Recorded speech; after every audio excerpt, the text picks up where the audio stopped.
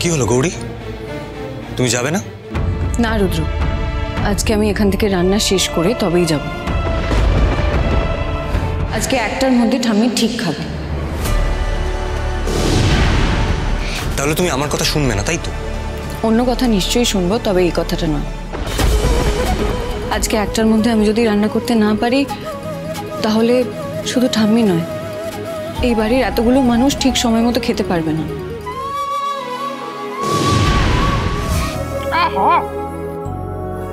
এটা হরগৌরী পাইস হোটেলের সেই রান্না, সেই স্বাদ।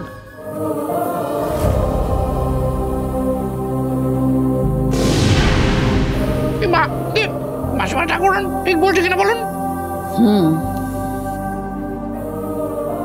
আচ্ছা গৌরী, তুমি এরকম রান্না কোথায় শিখলে?